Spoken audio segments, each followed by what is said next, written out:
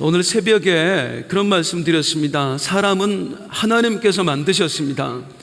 하나님의 형상과 모양으로 지으셨지요. 세 가지 이유 있었습니다. 첫 번째, 왜? 우리가 아들이기 때문이에요. 하나님의 아들이기 때문에 하나님의 형상으로 지은 거예요. 애초부터 우리는 하나님의 자식으로 지음받은 거예요. 두 번째, 왜 우리를 하나님의 형상과 모양으로 지으셨어요? 하나님처럼 살라고요. 네 아버지처럼 살라고. 그리고 마지막, 하나님 자신을 담기 위해서 하나님의 형상과 모양으로 지으셨어요. 그래서 우리에게 하나님 자신, 성령, 하나님의 영을 담으셨습니다. 아멘. 그래서 구원이라고 하는 것은 성령을 모셔드려야 진짜 구원이 완성되는 거예요. 아멘. 자, 그런데 하나님과의 언약을 아담이 깨뜨렸지요. 왜요? 선악과 따먹은 이유가 뭐지요? 누구처럼 되기 위해서? 하나님처럼 되기 위해서. 우리가 착각하는 건 뭐냐면 아담이 선악과를 따먹고 나서 죄인이 되었다. 그렇지 않습니다. 죄는 이미 선악과를 따먹기 전에 들어온 거예요. 하나님처럼 되고자 하나님을 배반했을 때, 하나님께 반역을 저질렀을 때, 내가 왜 하나님 뜻대로 살아야 돼요? 나는 내 마음대로 살 거예요 하고 하나님에 대한 적의를 품었을 때 이미 죄는 시작이 된 것입니다. 그리고 그런 사람에게 죄의 욕망들이 들어왔죠. 하나님이 먹지 마라 했는데 먹고 싶은 거예요. 먹음직도 하고 보암직도 하고 나를 지혜롭게 해줄 수 있을 것 같고. 그래서 모든 인간들에게는 이 죄의 욕망이 항상 존재합니다. 더 갖고 싶고, 더 즐기고 싶고, 더 높아지고 싶고. 우리는 이것과 싸우면서 신앙생활 하는 거예요. 축복합니다. 평생에 그 영적 싸움에서 승리하는 우리 성도님들 되시기를 주님의 이름으로 축복합니다. 아멘. 하나님이 탄식하시잖아요. 네가 먹었냐? 믿고 싶지 않은 거예요. 하나님의 자식들이 배반했다는 걸 하나님이 믿고 싶지 않은 거예요. 그래서 탄식하셔요. 그런데 바로 이 장면에서 놀라운 게 뭐냐면 우리 하나님의 구원 계획이 먼저 발표가 된다는 겁니다. 책망하고 저주하는 게 아니라 하나님이 구원하실 계획부터 먼저 말씀해 주시는 거예요. 이게 우리 하나님이세요. 자, 우리 사탄이라고 해서 죄송합니다. 저랑 친한 놈은 아닙니다. 말이 그냥 제가 습관처럼 그렇게 그 사탄 새끼한테 하는 얘기를 한번 들어보시죠. 창세기 3장 15절입니다. 시작. 내가 너로 여자와 원수가 되게 하고 네 여자의 후손과 원수가 되게 하리니 여자의 후손은 내 머리를 상하게 할 것이요 너는 그의 발꿈치를 상하게 할 것이니라 하시고. 분명히 하나님은 저주하셨습니다. 누구를 저주하셨죠? 사탄을 저주하셨습니다. 그런데 하나님은 동시에 이 저주, 사탄에게는 저주인데 똑같은 말이 인간에게는 구원 계획이 되어버리는 거예요. 여러 번 말씀드렸으니까 간단하게 설명드립니다. 하나님은 여자의 후손 메시아를 이 땅에 보낼 계획을 하나님께서는 여기서 밝혀주시는 거예요. 여자의 후손은 누구지요? 동정녀 마리아에게서 탄생하신 우리 예수 그리스도입니다. 예수를 내가 이 땅에 보내서 너희를 사단의 손아귀에서 건져낼 거야. 구원해낼 거야. 이걸 하나님께서는 미리 말씀해 주시는 거예요. 놀랍지 않습니까? 언제요? 이 말씀 언제 하신 거예요? 아담과 하와가 하나님 잘못했어요. 정말 죄송해요. 하나님 마음 아프게 해서 너무나 죄송해요. 우리 한 번만 용서해 주세요. 이때 내가 여자의 후손을 보낼 거야. 그래서 너희를 구원할 거야 라고 하신 게 아니에요. 뻔뻔하게 내가 뭐 잘못했는데요? 하나님이 만들어준 저 여자 때문이잖아요. 그리고 자기 죄를 부인할 때, 막 하나님한테 대적할 때, 그때 하나님이 말씀해 주신 게 내가 너희를 구원할 거야. 장차 여자의 후손을 보내서, 여자의 후손이 누군지는 몰라요. 하나님만 아셔요. 하나님의 친아들 독생자 예수, 그분을 이 땅에 보내서 죽일 계획을 세우신 겁니다. 우리 하나님 정말 우리를 사랑하시는 하나님이세요. 그리고 하나님께서 이제 내가 여자의 후손을 보내서 너희를 구원해낼 거야 라고 하는 의지를 행동으로 표현하시는데 그게 뭐냐면 21절입니다. 시작. 여호와 하나님이 아담과 그의 아내를 위하여 가죽옷을 지어 입히시니. 이 말부터 한번 따라 하시죠. 위하여. 한 번 더 위하여. 위하여가 말이 돼요, 성도님들? 냉정히 한번 생각을 해보세요. 지금 나한테 반역을 저질렀다니까요. 나만 하나님인데 무려 지들이 하나님 되고 싶다고 지금 선악과 따먹었어요. 그런데 하나님은 너 왜 그랬어? 라고 하시는 게 아니라 위하여가 먼저 나오세요. 이분이 우리 하나님이세요. 하나님은 우리를 쉽게 저주하고 우리를 쉽게 벌을 주고 그런 하나님이 절대로 아니세요. 너무나 많은 분들이 우리 하나님을 오해하면서 살아가요. 하나님이 나한테 막 벌을 금방 주는 것 같고, 지금 뭔가 잘못하면 하나님이 벼락을 때리실 것 같고, 그래서 내가 막 망한 것 같고 몸에 병이 든 것 같고. 성경을 한번 보세요. 이스라엘 백성들이 하나님을 그렇게 마음 아프게 하고 우상 숭배할 때 하나님이 저들에게 물론 고통을 보내십니다. 얼마 만에 한번 보내실까요? 한 달 만에, 두 달 만에? 성경 보세요. 30년 동안 참았다가 한번 보내시고 50년 동안 참았다가 한번 보내시고. 하나님의 인내를 우리의 수준으로 생각하지 말자는 말이에요. 하나님은 노하기를 더디하시는 분이십니다. 아멘. 그 하나님이 나를 늘 바라보며 함께 하시는 거예요. 아멘. 위하여. 반역을 저질렀는데도 위하여. 그리고 그 위하는 마음으로 하나님 어떻게 하셨죠? 따라하겠습니다. 가죽옷을 지어 입히시느니라. 가죽옷을 지어 입히시니라. 이 행동이 뭘 의미해요? 가죽옷을 왜 지어 입히셨어요? 부끄러워하니까. 내가 너의 부끄러움을 다 가려줄게. 부끄러움이 없는 게 아니에요. 허물이 없는 게 아니에요. 가려줄게요. 내가 너의 부끄러움이 내 눈에 보이지만 내가 너의 부끄러움을 이제 보지 않을게. 이게 구원입니다. 그리고 가죽옷을 지어 입히시는 거예요. 그런데 성도님들, 가죽옷이라는 게 그냥 나오나요? 가죽옷은 말씀으로 지으셨어요? 아니요. 가죽옷은 한 마리의 짐승이 희생돼야 됩니다. 그 짐승의 희생이 있어야지만 이 부끄러움을 가려줄 수가 있는 거예요. 우리 하나님은 지금 행동으로서 말씀하시는 거예요. 내가 너희를 구원하기 위해서 장차 여자의 후손을 보낼 거야. 그리고 그 여자의 후손을 희생시켜서 그를 죽여서 그의 가죽으로 내가 너희의 부끄러움과 허물을 가려줄 거야. 이게 복음입니다. 아멘. 우리는 그냥 구원받은 게 아니라 날마다 되새기세요. 예수 그리스도의 생명값으로 우리가 구원받은 줄로 믿습니다. 아멘. 예수 그리스도의 희생으로 더 이상 하나님이 나의 죄를 보지 않으시는 거예요. 친아들을 죽이면서 양자들을 살려내시는 하나님이세요. 그런데 이제 여기서 늘 많은 그리스도인들이 그런 얘기를 하니까 이 얘기도 언급을 좀 해야 될 것 같습니다. 그래도 억울하다는 거예요. 아니, 죄는 아담이 졌고 하와가 졌는데 왜 그 죄를 우리가 책임져야 됩니까? 신약 성경에서는 아담이 범죄한 것에 대해서 이렇게 말합니다.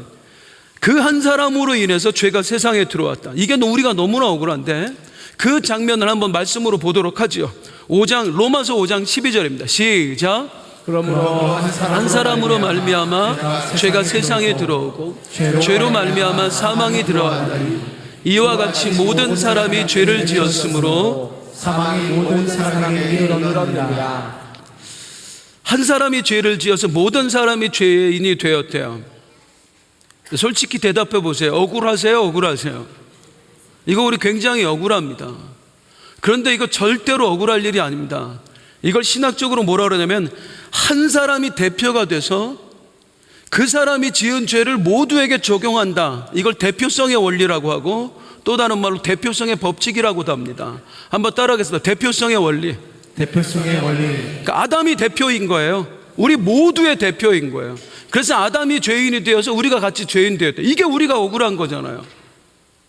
아니, 아담이 죄를 지었는데 내가 선악과 따먹었습니까? 내가 하나님처럼 되고자 했습니까? 아담이 그런 건데 왜 나까지 죄인이 되어야 됩니까? 퀴즈. 한 사람이 대표로 해서 모든 사람이 죄인이 되었다. 하나님이 이 대표성의 법칙을 적용하셨다면 이건 똑같이 반대로도 적용이 될까요? 한 사람이 의인돼서 나머지 사람들이 전부 다 의인된다는 법칙이 적용이 될까요? 돼요. 이게 우리 하나님의 솜씨인 거예요. 그래서 하나님께서는 계속해서 말씀드립니다. 첫날 그 말씀이 굉장히 중요한 거예요. 하나님은 창조하실 때에 창조만 하신 게 아니라 창조 안에 무엇을 담아 놓으셨다? 구원을 함께 담아 놓으셨다.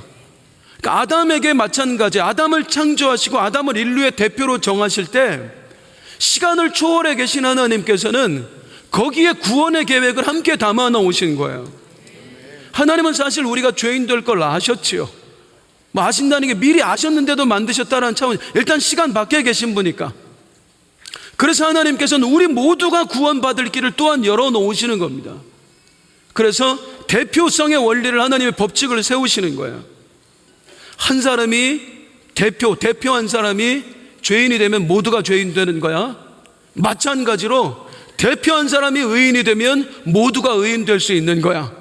이 똑같은 법칙을 하나님이 계획하시고 적용을 하시는 거예요.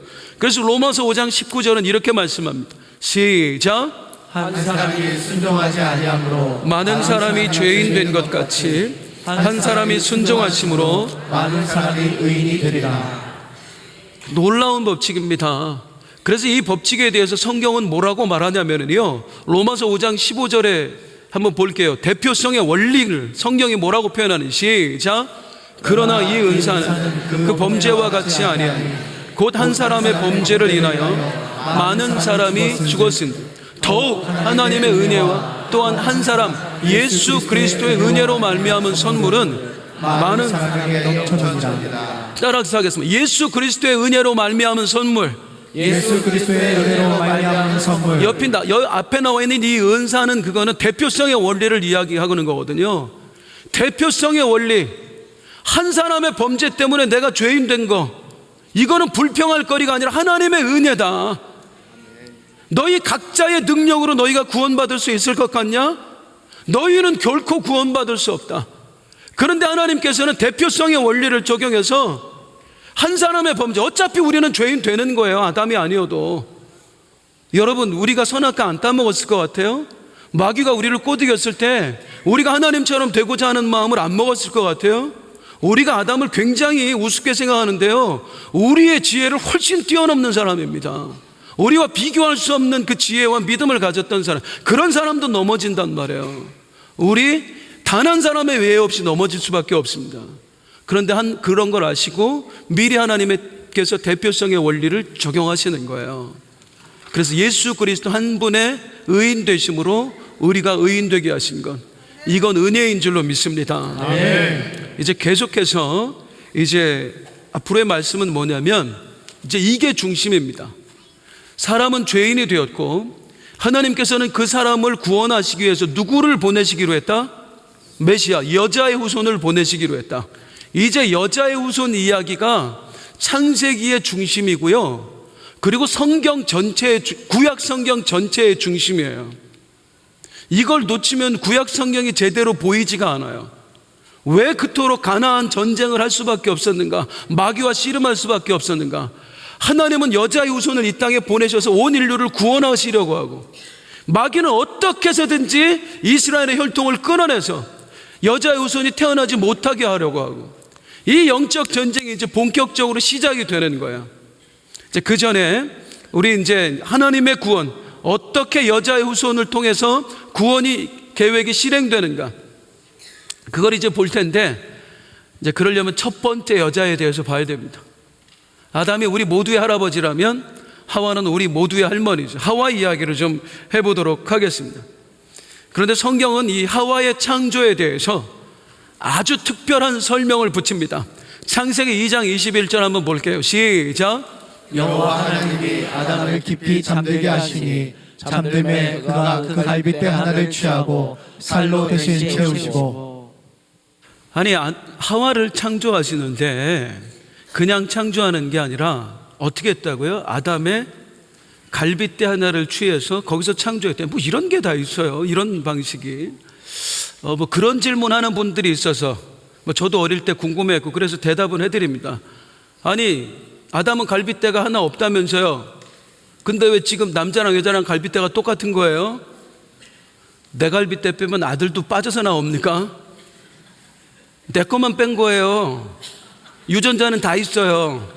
아들은 정상적으로 나오는 거예요. 아담 갈빗대만 뺐습니다.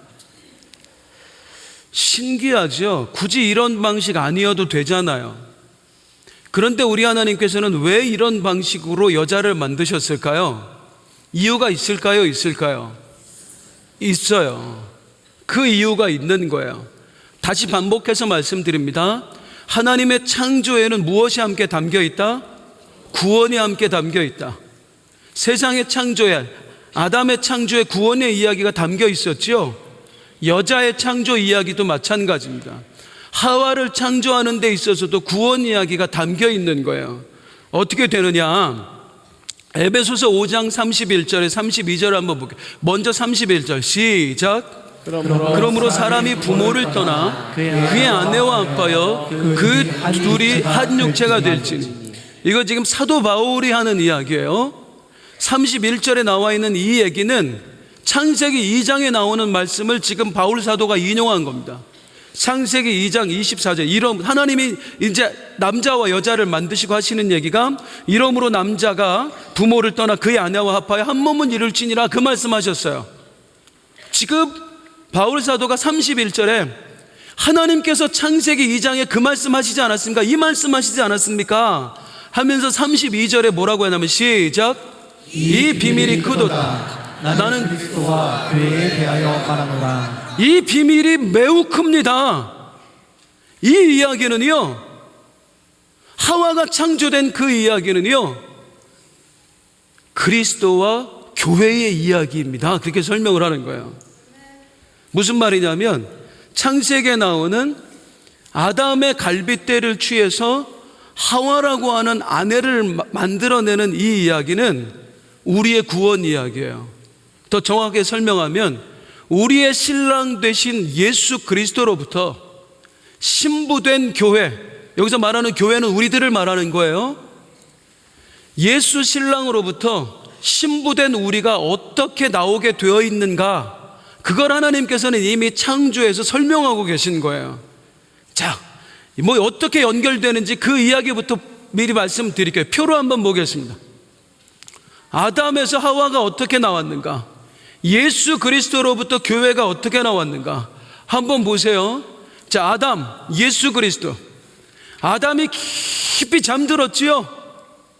우리 예수 그리스도께서 죽으셨어요. 그걸 성경에서는 잠자는 자들의 첫 열매, 우리 예수님이 잠드셨다라고 표현하고 있어요. 그리고 아담이 깊이 잠들었을 때 어떻게 됐지요? 옆구리에서 갈빗대를 취했단 말이에요. 우리 예수님은요, 죽으실 때 어떤 일이 벌었죠? 옆구리에서 물과 피를 다 쏟으셨어요. 그리고 나서 하와가 나왔고요. 예수 그리스도는 그리고 나서 신부된 교회를 얻은 거예요.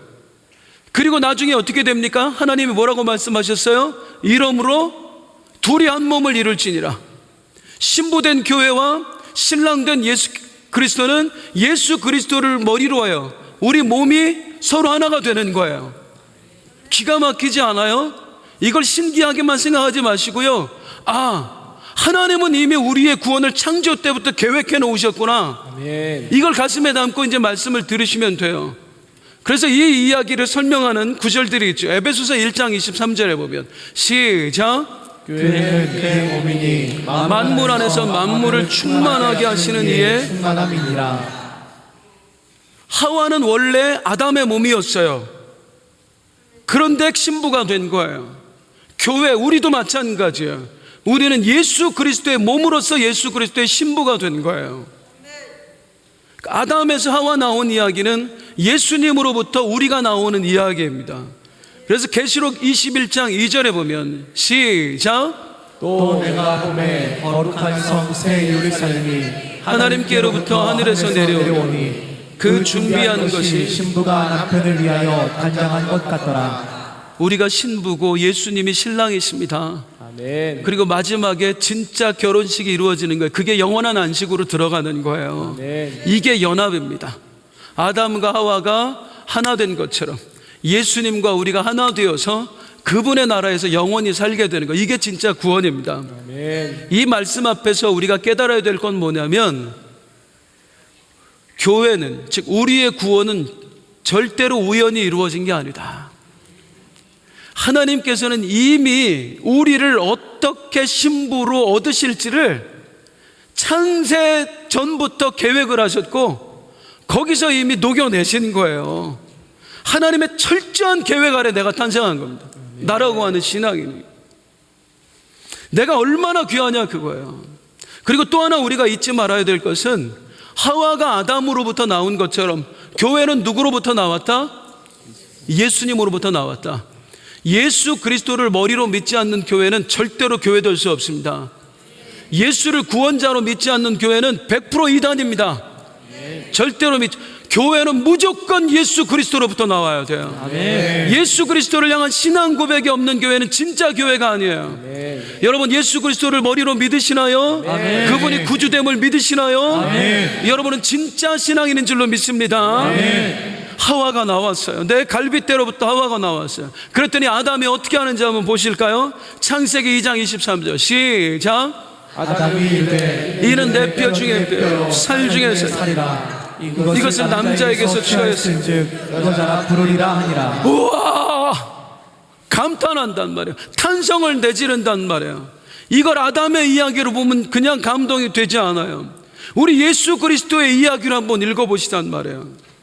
아담이 신부를 얻고 탄성을 내지르듯이 예수 그리스도가 신부된 나를 얻고 탄성을 내지르시는 거예요. 우와! 예수님의 막 신부된 우리를 보고 예수님이 탄성을 내지른 이야기, 그걸 성경으로 묶은 게 아가서입니다.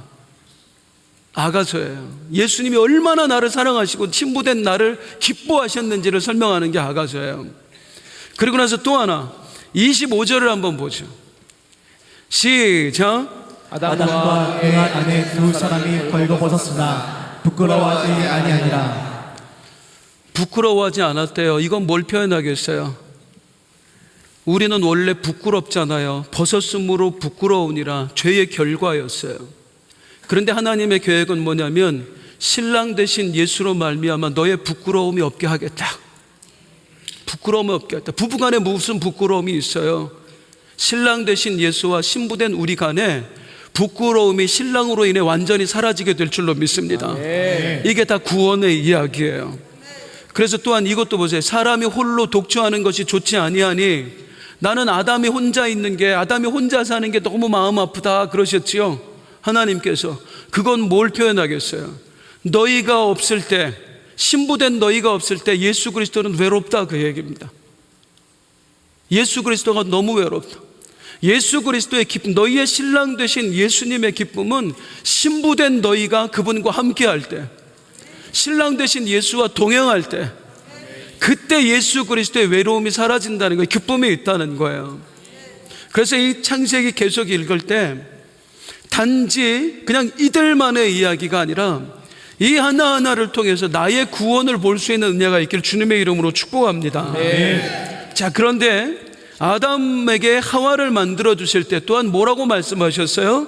창세기 2장 18절 시작. 여호와 하나님이 이르시되 사람이 혼자 사는 것이 좋지 아니하니 내가 그를 위하여 돕는 배필을 지으리라 하시니라. 따라서 하겠습니다. 돕는 배필. 돕는 배필. 다시 한번 돕는 배필. 돕는 배필. 돕는 배필로 만들어 주셨대요. 여기 돕는 배필에 담긴 의미가 뭐예요? 서로 도우며 살라는 겁니다. 서로 도와줘라. 그런데 이제 이걸 우리의 구원의 이야기, 우리 구속사의 이야기를 한번 보자는 말이에요. 너무나 중요한 사실 뭐냐면 우리가 절대로 잊지 말아야 될 게 창세기 전체가 우리에게 전해주는 중요한 메시지 중에 하나는 뭐냐면은 너는 불완전하다는 겁니다. 너는 죄인이다. 너는 결코 너 스스로 의로워질 수 없고 네 죄를 해결할 수 없다. 자, 아담에게 돕는 배필이 필요했어요. 사람에게. 사람은 불완전한 존재라는 거예요. 나 스스로 무언가를 이루어낼 수 있는 존재가 아니라 사람은 누군가의 도움이 반드시 필요하다는 거예요. 그럼 누구의 도움이 필요해요? 하와를 만들어줬어요. 똑같은 사람을 만들어줬더니 하와가 도와줬어요? 망쳐놨어요? 이 여자가 더 망쳐놨어요. 자기가 먼저 선악과 따먹고 남편에게도 주거니 먹으니라. 이건 또 무슨 얘기입니까? 우리 인생에 있어서 누구도 나에게 진정한 돕는 배필이 될 수 없다는 것입니다. 나 혼자만 구원에 이룰 수 없는 게 아니라 내가 우리 믿음 곧 엄마 손을 잡고 믿음 좋은 장로님을 따라다닌다고 해서 내가 구원에 이를 수 있는 게 아니라는 거예요. 나도 구원받을 수 없고 사람도 나를 구원할 수 없고, 왜? 인생은 불완전한 존재니까. 항상 돕는 배필이 필요한 사람이니까. 그래서 이 돕는 배필에 담긴 중요한 의미가 뭐냐면, 진정한 돕는 배필은 누구밖에 없다? 예수님밖에 없다는 거예요. 하나님밖에 없다는 거예요. 남편도 아니고 아내도 아니고, 인간은 누구에게도 서로 도움이 될 수가 없다. 진정으로 우리를 도와줄 수 있는 분은 그분밖에 없다. 아멘. 그래서 성령을 우리에게 보내주신다 할 때 어떤 분을 보내주신다고 그래요? 요한복음 14장 16절 시작. 내가 어저께 구하겠으니 그가 또 다른 보혜사를 너희에게 주사 영원토록 너희와 함께 있게 하리니.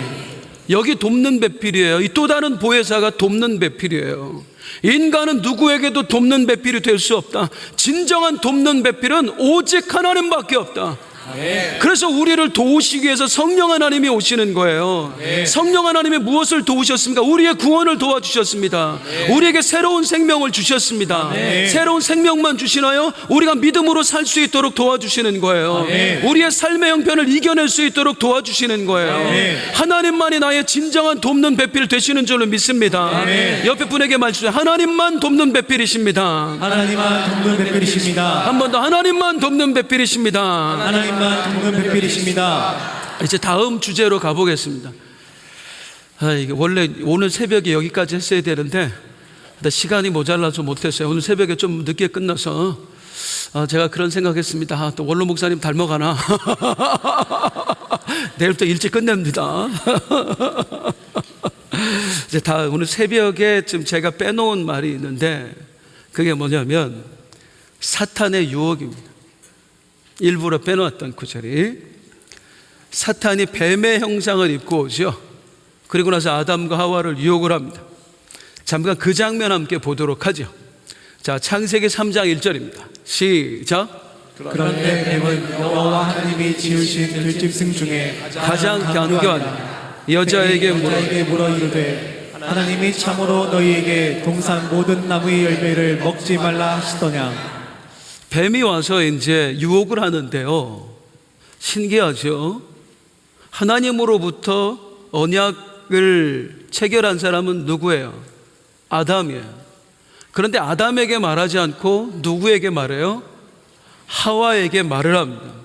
왜 그랬을까요? 따라서 하겠습니다. 간교하니라.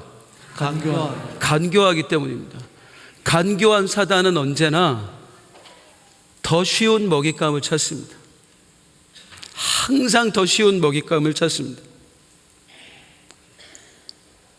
시험에 잘 드는 분 혹시 계신다면 생각해 보세요. 나는 사단에게 쉬운 먹잇감으로 보인 건 아닐까? 나는 사단에게 쉬운 먹잇감으로 보이는 건 아닐까? 우리 가정에 시험거리가 찾아오면 늘 시험의 통로되는 분이 계시지요?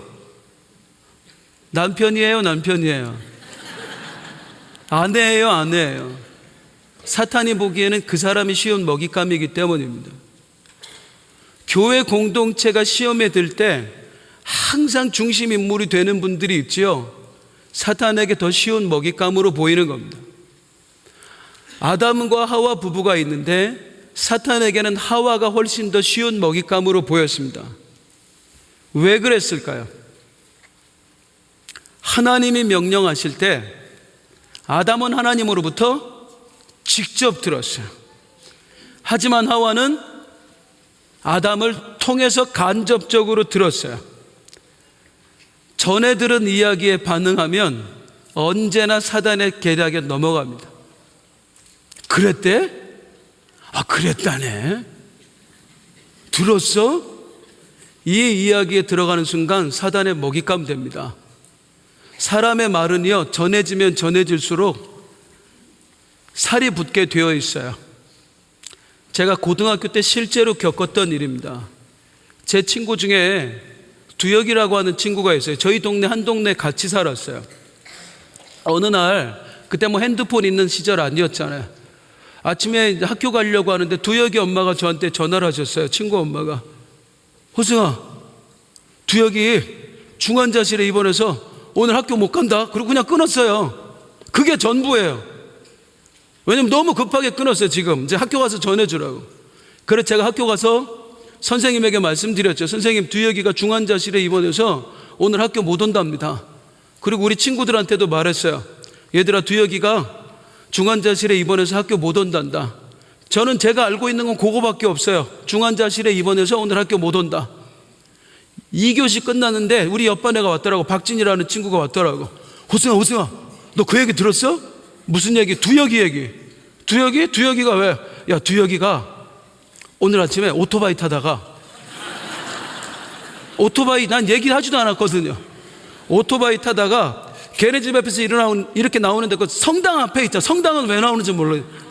우리 동네 성당이 있었거든요. 그 성당 앞에서 오토바이로 이렇게 커브를 트는데 덤프 트럭에 받쳤어. 죽었대.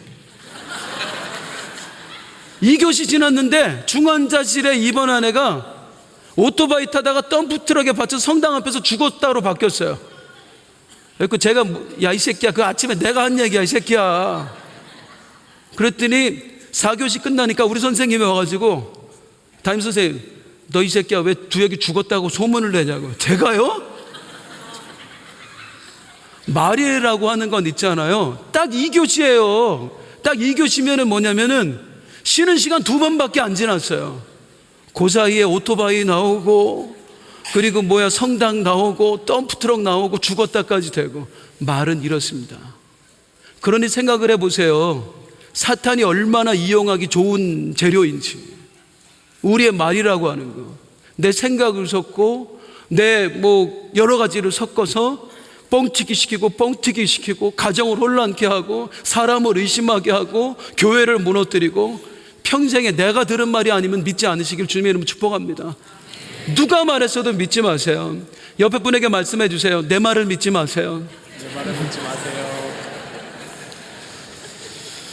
자, 다시 선악과 분명히 누가 먹었어요? 하와가 먼저 먹었어요. 그리고 나서 줬어요. 그런데 하와가 먹었을 때는 아무 일도 일어나지 않고 아담이 먹었을 때 이제 문제가 발생하는 거. 왜 그랬을까요? 대표성의 원리이기 때문입니다. 대표성의 원리 때문입니다. 하와는 대표가 아닙니다. 아담이 대표입니다. 하나님은 아담을 대표로 해서 언약을 체결했기 때문에 하와가 먼저 따먹었을 때는 아무 일도 일어나지 않아요. 아담이 따먹었을 때 아담이 따먹었을 때 눈이 밝아지는 일이 있었고 부끄러움이 보이게 됐고 그때 하나님이 찾아오신 거예요. 대표성의 원리. 이제 다시 설명드리지 않겠습니다. 그 다음에 이제 이 아담과 하와 부부에게 하나님이 이제 저주 아닌 저주를 내리시는데 뭐라고 하는지 한번 볼까요? 16절입니다. 창세기 3장 16절 시작. 또 여자에게 이르시되 내가 내게 임신하는 고통을 크게 더하리니 내가 수고하고 자식을 낳을 것이며 너는 남편을 원하고 남편은 너를 다스릴 것이니라 하시고. 하나님께서 남자와 여자에게 범죄한 사람들에게 주신 저주가 있죠. 남자는 평생 땀을 흘려야 먹고 살 수 있다. 여자에게는 임신하는 해산하는 고통을 크게 더했다. 성도님들에게 한번 여쭤볼게요. 평생 땀 흘려서 먹고 사는 게 저주라고 느끼십니까?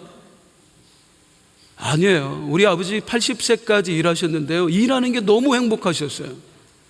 이제 더 이상 연세가 드셔서 일을 못 하시니까 너무 불행해 하세요. 땀 흘려 일할 수 있다는 거 굉장히 축복입니다. 살아갈수록 느끼잖아요. 우리 여자분들 어떠세요? 해산하는 고통 저주예요, 축복이에요? 그러니까 애가 더 사랑스럽잖아요. 하나님은요, 인간 저주하지 않으셨어요. 저주하는 것처럼 하면서 축복하셨어요. 하나님은 사탄만 저주하셨어요. 끝까지 자기 자식들 우리들에게 저주하지 못하는 거예요.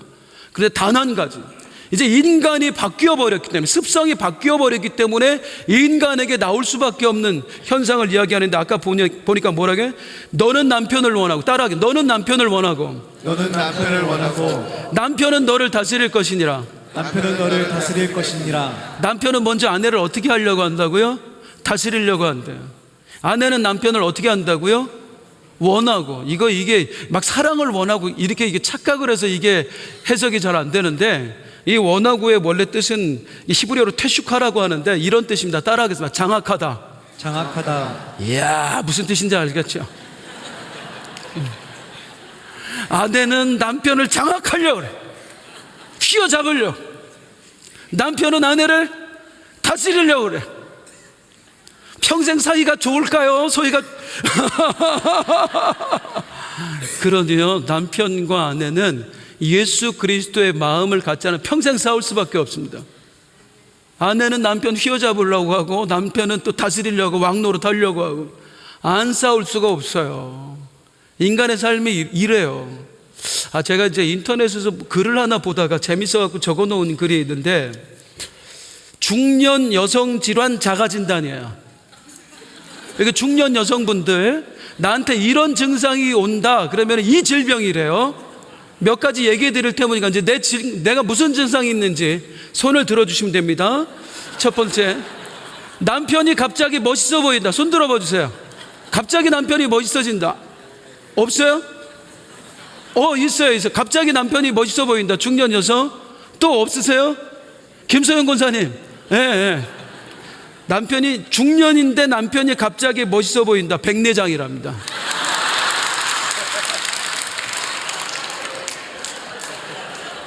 두 번째, 남편을 보면 가슴이 뛴다. 남편 보면 가슴이 뛴다. 솔직히 손 들어보세요. 예. 부정맥이랍니다. 남편과 오늘 갑자기 달달한 커피를 마시고 싶다. 빨리 병원 가세요. 당뇨병입니다. 걷다가 자꾸 남편 쪽으로 이렇게 기대고 싶다. 관절염이에요. 마지막, 남편 앞에서 자꾸 애교 섞인 목소리가 나온다. 여보, 뭐 그런 소리 나온다. 갑상선 질환입니다. 큰일 났습니다. 부부가 오래 살면 원래 사이가 좋아져야 되잖아요. 그런데 사이가 그렇지 못한, 물론 예수 안에서 함께 살아가는 분, 예수 그리스도의 마음으로 살아가는 분들은 점점 좋아집니다. 그런데 그렇지 못한 부부가 더 많죠. 중년이 되면 서로 얼굴도 보기 싫고 어느 날부터 갑자기 대화가 사라지고, 이게 인간의 죄성 때문이에요. 남편과 아내는 남편을 장악하려고 하고, 아내는 남편을, 그리고 남편은 아내를 다스리려고 하고, 이 충돌이 가정에서만 일어날까요? 아니에요. 우리 삶에서 끊임없이 부모와 자식 간에도 일어나고, 친구와 친구 간에도 일어나고, 형제와 형제 간에도 끊임없이 그런 일들이 일어나는 거예요. 그때 어떻게 하면 우리 가정을 처음 하나님이 창조하신 그 상태로 만들어낼 수 있을까요? 예수님이 가르쳐 주신 대로 살면 됩니다. 산상수훈에 말씀하신 것처럼 누가 오른뺨을 때리면 왼뺨을 돌려대, 오리를 가져하면 십리를 가져, 누가 겉옷을 달라고 하면 속옷을 벗어줘. 남편과 아내가 그 마음으로 산다고 생각을 해보세요. 백내장 안 생깁니다. 그럴 일 없어요. 날마다 사랑스러운 거예요. 그래서 예수님이 가르쳐 주신 원리는 뭐냐면, 니네들 이렇게 구원받아 라는 게 아니라, 하나님은 너희들이 원래 이렇게 살도록 지으신 거야. 손해보고 살라는 얘기가 아니에요. 손해보고 살라, 누가 뺨 때리면 너도 뺨 때려. 하나님 평생 손해보고 어떻게 살아요가 아니라, 너도 그렇게 살고 너도 그렇게 살고 너도 그렇게 살아. 우리 전부 다 그렇게 살면 서로 뺨 때릴 일이 없다고요. 서로 옷을 뺏을 일이 없다고요. 그게 하나님 나라인 거예요. 그게 하나님 나라인 거예요. 옆에 분에게 우리 함께 하나님 나라를 만들어 갑시다. 시작. 우리 함께 하나님 나라 만들어 갑시다. 이제 하와의 이야기는 이제 내일 새벽에 더 하기로 하고, 하와의 이야기를 이해하기 위해서는 오늘 이 이야기를 꼭 알아야 됩니다. 누구에 대해서 알아야하면 아담과 하와가 낳은 자식들의 이야기를 우리가 꼭 알아야 됩니다. 그래서 이제 내일 새벽에 하와에 대해서 알 수가 있어요. 먼저 한번 여쭤볼게요. 아담과 하와에게는 자식들이 몇 명 있었을까요? 이거 그냥 제가 이렇게 한 거예요. 3명 아니에요. 수도 없이 많이 나왔을 거예요. 저희 할머니 할아버지는 제가 알기로 한 50 정도밖에 못 사셨어요. 수명이. 그런데 9남매를 낳으셨어요. 이 당시에 아담이 몇 살까지 살았는지 한번 볼까요? 창세기 5장 4절입니다. 시작. 아담은 셋을 낳은 후 800년을 지내며 자녀들을 낳았으며 800년을 지내며 자식을 낳았으며, 이 중에 그냥 아주 최소한 100년 동안 자식 낳았다 생각을 해보세요. 무지하게 낳는 겁니다. 그러니까 이 당시 인구는요, 기하급수적으로 늘어날 수밖에 없어요. 생기는 대로 나니까. 피임을 하는 때가 아니잖아요. 그냥 무작정 생기고 다 낳는 거예요. 어마어마하게 이제 인구가 늘어납니다. 그런데 성경에는 아담의 자식들 중에 가인과 아벨과 셋, 이렇게만 나오죠. 왜 그럴까요? 성경은 우리에게 무엇을 알려주는 책? 구원을 알려주는 책. 그래서 구원의 중심으로 얘기를 풀어가기 때문에 거기에 상관없는 사람들의 이야기는 생략해버립니다. 그리고 구원의 흐름에 꼭 필요한 사람들의 이야기만 하는 거예요. 그래서 가인, 아벨, 셋, 이 세 사람의 이야기를 합니다. 이 중에 가인과 아벨이 굉장히 유명하죠. 그들의 이야기가. 함께 하나님께 제사를 지냈는데 하나님이 가인의 제사는 안 받으시고 아벨의 제사만 받으시잖아요. 그래서 결국에는 가인이 아벨을 살해했다. 그 이야기인데, 오늘 이제 이게 무슨 의미를 가지는지를 한번 우리 알아보도록 하겠습니다. 왜 그러셨을까요, 우리 하나님이? 왜 아벨의 제사만 받으셨을까요? 왜 가인의 제사는 받지 않으셨을까요? 먼저 성경에 나오는 이야기로만 한번 보도록 하겠습니다. 창세기 4장 4절입니다. 시작. 아벨은 자기도 양의 첫 새끼와 그 기름으로 드렸더니 여호와께서 아벨과 그의 제물은 받으셨으나 아벨과 무엇은 받으셨다? 그의 제물은 받으셨다 할 때 아벨도 함께 받으셨다 그러지요. 그러니까 아벨의 제사는 어떤 제사였어요? 하나님께 나를 드린 제사였어요. 이거 기억해 두세요. 따라하겠습니다. 나를 드린 제사. 나를 드린 제사. 두 번째 아벨의 제사는 히브리서 11장 4절 보겠습니다. 시작. 믿음으로 아벨은 가인보다 더 나은 제사를 하나님께 드리므로. 여기까지 보겠습니다. 아벨의 제사는 어떤 제사? 믿음으로 드린 제사였습니다. 두 가지. 아벨은 나를 드렸고요, 믿음으로 드렸어요. 이제 반면에 가인은 어떤 제사를 드렸는가? 창세기 4장 7절입니다. 시작. 네가 선을 행하면 어찌 낯을 들지 못하겠느냐? 선을 행하지 아니하면 죄가 문에 엎드려 있느니라. 죄가 너를 원하나 너는 죄를 다스릴지니라. 가인은 선을 행하지 않았어요. 그래서 하나님이 받지 않으셨어요. 다시 정리합니다. 아벨은 왜 받으셨어요? 두 가지. 나를 드렸고요, 믿음으로 드렸어요. 가인은 선을 행하지 않았대요. 즉 간단하게 얘기하면 아벨이 한 걸 가인은 안 한 거예요. 나를 안 드렸고 믿음도 없었던 거예요. 이게 뭘 의미하는지 한번 보자는 말이에요. 나를 드렸다는 게 뭘 의미할까요, 성도님들? 나를 드렸다는 게. 왜 나를 드린 제사를 하나님이 그렇게 기뻐하실까요? 사람이 왜 죄인이 되었지요? 누구처럼 되려고? 하나님처럼 되려고. 이게 인간의 죄예요. 그래서 인간은 선악과를 따먹기로 한 순간부터, 따먹고 나서부터는 내가 하나님이야, 이 세상의 주인이 나야, 오직 누구만 위해서 살아요?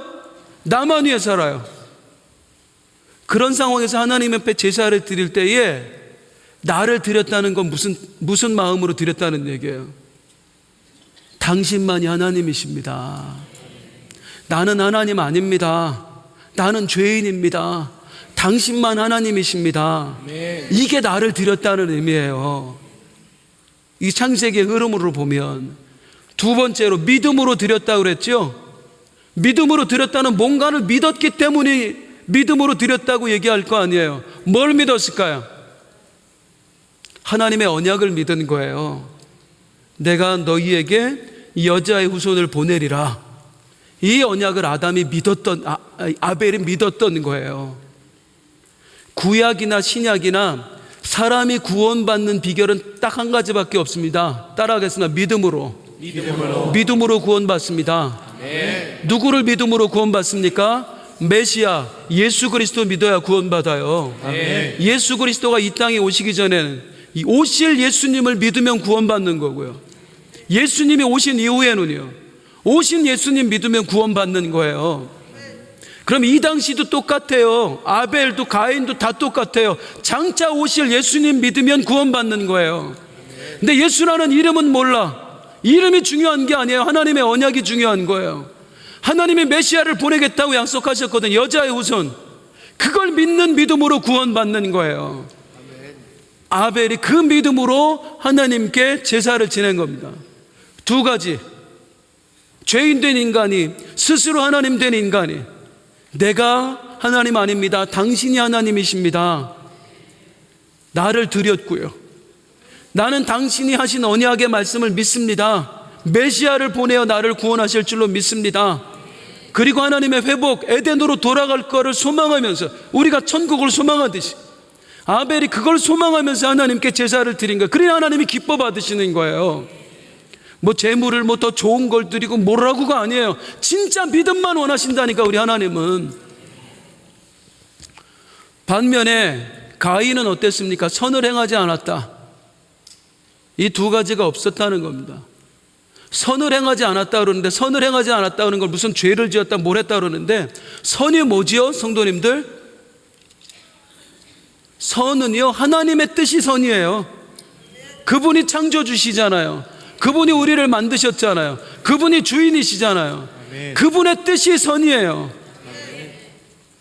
그러니까 가인이 선을 행하지 않았다는 건 뭐냐면 하나님의 뜻대로 제사를 지내지 않았다. 하나님은 고백을 원하셨거든요. 내가 하나님이 아니라 당신이 하나님이십니다. 하나님, 내가 당신의 언약을 믿고 메시아를 기다리겠습니다. 이걸 원하셨는데 가인에겐 그 마음이 전혀 없었던 거예요. 가인은 아직도 내가 하나님이야. 그냥 제사 드리라니까 그냥 드리는 거야. 내가 하나님이야. 내 삶을 내가 다스리고요, 내 감정을 내가 다스려야. 가인이 본인이 하나님 되어 살았다는 증거가 뭡니까? 아벨을 죽였을 때 하나님이 네 동생 아벨 어디 있느냐 하니까 하나님한테 대들죠. 뭐라고 대들어요? 창세기 4장 9절. 내가 내 아우를 지키는 자입니까? 이 싸가지 없는 놈 좀 보세요. 죽여놓고 하나님 앞에서 내가 내 동생 지키는 자입니까? 하나님도 눈에 안 보였다 그 얘기예요. 이 정도로 하나님 앞에 건방 떨었어요. 왜? 내가 하나님이니까. 내가 하나님이니까. 그런 자의 제사를 하나님께서 받으시겠냐고. 받으실 수가 없어요. 사랑하는 성도님들, 우리의 삶은 하나님이 받기를 원하십니까? 네. 두 가지예요. 그분만 하나님으로 믿으세요. 네. 그분의 언약을 믿으세요. 네. 그게 진짜 하나님이 기뻐하시는 제사인 줄로 믿습니다. 네. 그런데 결국 이 하나님의 경고를 무시합니다. 그리고 자기 동생을 죽이죠. 인류 최초의 죽음이었고 최초의 살인이었습니다. 여기서 이제 잠깐 볼까요? 이제 본격적으로 여기서 이것부터 생각을 해보죠. 가인이 아벨을 죽였을 때 그냥 죽였다고 생각하십니까? 모든 죄는 사탄의 충동지에 있는 거예요. 사탄이 지금 긴장 상태예요. 왜? 여자의 후손. 여자의 후손 얘기했잖아요. 하나님이 내가 여자의 후손을 보내서 네 머리를 짓밟을 거야. 너 박살내버릴 거야. 그 얘기거든. 큰일 났어. 여자의 후손이 태어날까 봐 난리가 난 거예요. 그러면 여자의 후손이 태어나지 못하게 하려면 사단이 할 수 있는 방법은 뭐예요? 아담의 자식들 다 죽여버리는 겁니다. 그래서 그 후손이 태어나지 못하게 하는 거야. 이 사단의 공작에 가인이 놀아나는 겁니다. 그리고 자기 동생 죽이는 거야. 그리고 자기도 하나님 앞에 탈락해버리는 거고요. 끊임없는 영적 싸움입니다. 신앙생활의 영적 싸움이에요. 하나님의 뜻이 이루어지느냐 이루어지지 않느냐, 그 싸움이에요. 그래서 결국에는 가인이 아벨을 살해하는데 살해의 동기가 무엇이었습니까? 시기와 질투였습니다. 질투하는 거예요. 시기하는 거예요. 여러분, 시기는 누가 하지요? 질투는 누가 하지요? 내가 주인 된 사람이 하는 거예요. 더 갖고 싶고, 더 즐기고 싶고, 더 높아지고 싶고. 하나님의 사랑을 갖고 싶은데, 인정은 내가 받고 싶은데 저놈이 받아. 내가 더 높아지고 싶은데 제가 더 높아져. 내가 주인 된 자 견딜 수가 없죠. 그러니까 인간의 욕망 계속 이걸로 다스려 가는 거예요, 마귀가. 그리고 또 하나 뭐였죠? 분노였습니다. 창세기 4장 6절입니다. 시작. 여호와께서 가인에게 이르시되 내가 분하여 함은 어찌 됨이며 분노를 다스리지 못하면 따라하시면 사단의 먹잇감이 된다. 사단의 먹잇감이 된다. 분노는 사단이 틈타기 가장 좋은, 사단이 틈을 타는데 가장 좋은 틈이에요. 분노하면 무너집니다. 이성 마비되고 멘탈 붕괴되고 그 순간에 사단이 건드리면, 그래서 무릇 지킬 만한 것 중에 더욱 내 마음을 지켜라. 에베소 4장에서는 뭐라고 하는지 한번 볼까요? 시작. 분을 내어도 죄를 짓지 말며 해가 지도록 분을 품지 말고 마귀에게 틈을 주지 말라. 분을 품으면 마귀가 틈탄다. 마귀가 틈탄다. 요즘 여자분들 갱년기 화가 많아지셨어요. 저희 아내분이 요즘 화가 많아지셨어요. 그래서 요즘 계속 제가 눈치 보고 있어요. 옛날에 안 그랬거든요. 애들이 저를 불쌍히 여기고 있습니다. 분노하면 사탄이 틈탑니다. 갱년기 그런 거야 뭐 괜찮아요. 무슨 일 때문에 분노하면 그 분노라는 감정에 휘말리지 마세요. 딱 생각하셔야 돼요. 사단이 틈타겠구나. 내가 잘못하면 사단한테 잡아먹히겠구나. 분노는 다스려야 됩니다. 끝까지 싸워야 됩니다. 분노와 싸워야 됩니다. 옆에 분에게 말씀해 주세요. 분노하지 맙시다. 분노하지 맙시다. 이 가인을 향해 이제 하나님이 책망하시는데 그 장면을 하나씩 살펴보도록 하겠습니다. 창세기 4장 10절입니다. 시작. 이르시되 내가 무엇을 하였느냐 내 아우의 핏소리가 땅에서부터 내게 호소하느니라. 이게 정말 참 감동되더라고요. 아벨이 억울하게 죽었잖아요. 정말 아벨은 억울하게 잘못한 게 하나도 없이 죽었어요 지금. 그런데 하나님이 지금 뭐라고 말하세요? 아벨의 피가 나한테 호소한다. 무슨 뜻입니까? 내가 아벨이 억울한 일 당한 걸 알고 있다 그 말이에요. 우리가 억울한 일을 당할 때에 그 일이 하나님을 향해 호소하고 있는 줄 믿으세요. 다 알고 있어요 하나님이. 내가 누군가로부터 억울한 일 당할 때 분노하죠. 하나님 억울해 죽겠습니다. 하나님은 이 구절을 통해 말씀하고 있어요. 맞아, 너의 억울함이 나를 향해 호소하고 있어. 내가 다 알고 있어. 그러면서 하나님이 뭐라고 하세요? 로마서 12장 19절 한번 볼게요. 시작. 내 사랑하는 자들아 너희가 친히 원수를 갚지 말고 하나님의 진노하심에 맡기라. 기록되었을 때 원수 갚는 것이 내게 있으니 내가 갚으리라고 주께서 말씀하시니라. 내가 다 알고 있으니까 너는 원수 갚지 마. 너는 복수하지 마. 내가 대신 할 테니까. 힘들고 어려운 일이 있을 때, 사람 때문에 상처받았을 때 꼭 기억하세요. 하나님이 아셔요. 그리고 여러분 스스로가 무언가를 하려고 하지 마세요. 하나님께 맡기세요. 하나님 맡기면 하나님 용서해 주실까 봐 못 맡기겠어요. 하나님 못 믿는 거잖아요. 그분을 용서해 주면 좋지요. 우리 하나님이 뭐가 좋아요? 그분을 용서해 줘야 나도 용서해 주는 거예요. 우리 하나님이. 내가 평생 하나님 앞에 잘하고만 살겠습니까? 누군가에게 상처만 받고 살겠습니까? 나도 누군가에게 상처 줄 일이 생긴단 말이에요. 그때 누구를 기댈 거예요? 남한테 잘못했을 때마다 벌 주시는 하나님? 상처 주면 즉시로 되갚아 주시는 하나님? 그 사람한테 그렇게 하면 속이 후련하게 좋겠지. 근데 내가 잘못했을 때는 어떻게 하려고요? 그냥 맡기세요. 하나님이 내가 용서하고 싶다 그러면 그때 그래 내가 잘못해도 하나님이 저렇게 해주시겠구나 그렇게 생각하면 돼요. 그게 하나님 믿는 거예요. 그리고 또한 하나님이 이 가인에게 하시는 말씀이 있습니다. 4장 11절에서 12절 함께 보겠습니다. 시작. 땅이 그 입을 벌려 내 손에서부터 내 아우의 피를 받았은즉 내가 땅에서 저주를 받으리니 내가 밭을 갈아도 땅이 다시는 그 효력을 내게 주지 아니할 것이요 너는 땅에서 피하며 유리하는 자가 되리라. 땅에서 피하며 유리하는 자, 평생 방황하며 살라는 거예요. 털을 잡지 말고 그냥 살라는 거예요. 굉장한 고통입니다. 얼마나 힘들겠어요. 한 곳에 털을 잡지 못하고 살아가는 게 얼마나 고통이겠어요.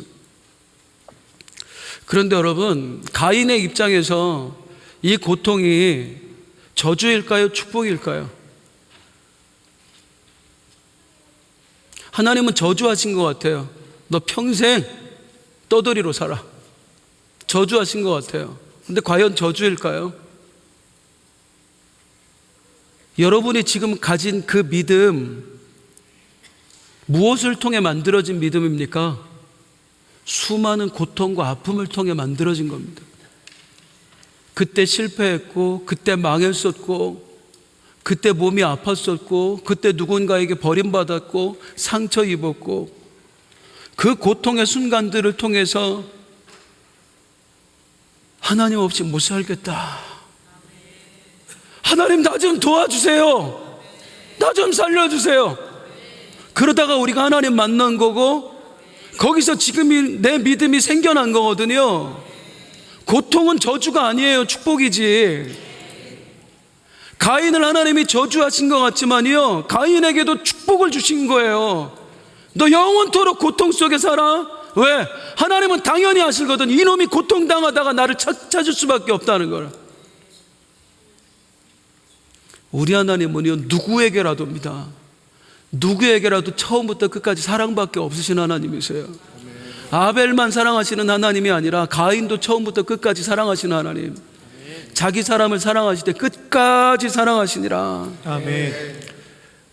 근데 결국엔 이걸 걷어차요. 안타까운 건지 내일 새벽에 볼 테지만, 그때 가인이 하는 얘기를 한번 보세요. 창세기 4장 14절입니다 시작. 주께서 오늘 이 지면에서 나를 쫓아내시온즉 내가 주의 낯을 배웁지 못하리니 내가 땅에서 피하며 유리하는 자가 될지라. 무릇 나를 만나는 자마다 나를 죽이겠나이다. 하나님, 나를 만나는 사람들이 다 죽이면 어떡하지요? 우리 창조과학 세미나에서도 들었지만 이건 간단한 얘기입니다. 그때 사람이 있었나요? 이때는요, 시간이 많이 흘렀을 때 어마어마하게 많은 사람들이 살 때예요. 생기는 대로 날 때니까, 몇백 명씩만 애를 낳을 때니까 금방 수십만 수백만 되는 거 일도 아니에요. 안타까운 건 뭐냐면 결국 죄 지은 자의 결말이 이거랍니다. 내 순간의 분노를 참지 못해서 사람을 죽였어요. 시기 질투 때문에. 그런데 결국에는 나한테 그 돌아오는 결과물이 뭐예요? 누가 나 죽일까 봐 두려워하는 거예요. 이게 죄인의 정말 비극입니다. 당장 죄를 지을 때는 달콤하고 막 후련하고, 그런데요, 결국에는 내가 두려워하고 내 벌을 받을까 봐, 사람에게 해코지 당할까 봐 두려워할 수밖에. 이게 죄의 결과예요. 여기에서 하나님이 우리를 건져주셔서 어떻게 하면 하나님처럼 살 수 있을까? 어떻게 하면 하나님 뜻대로 살아갈 수 있을까? 이 마음을 갖게 하신 게 얼마나 감사합니까? 그런데 가인, 어떻게 해요? 하나님, 나를 만나는 사람들이 나를 죽이면 어떻게 해요? 그때 하나님의 약속이 주어집니다. 4장 15절입니다 시작. 여호와께서 그에게 이르시되 그렇지 아니하다. 가인을 죽이는 자는 벌을 7배나 받으리라 하시고, 가인에게 표를 주사 그를 만나는 모든 사람에게서 죽임을 만하게 하시니라. 무슨 이런 하나님이 다 있습니까? 무슨 이런 하나님이 다 있습니까? 그런데 표를 주어서 다른 사람들이 너를 해치지 못하게 하겠다. 여기에 담긴 의미는 뭐냐면, 가인에게 주어진 구원의 기회는 1년도 아니고 10년도 아니고 100년도 아닙니다. 가인이 죽는 날까지입니다. 이때 800년 그렇게 살았다 그러잖아요. 가인 한 사람, 그 죄를 지은 사람에게 하나님이 구원의 기회를 주시는데, 다른 사람이 죽이지 못하게 할게. 내가 네 생명을 거두는 그날까지 너는 나를 다시 찾을 기회가 있을 거야. 이런 하나님을 우리가 어떻게 사랑하지 않을 수가 있어요? 하나님 우리 절대로 포기하지 않아요.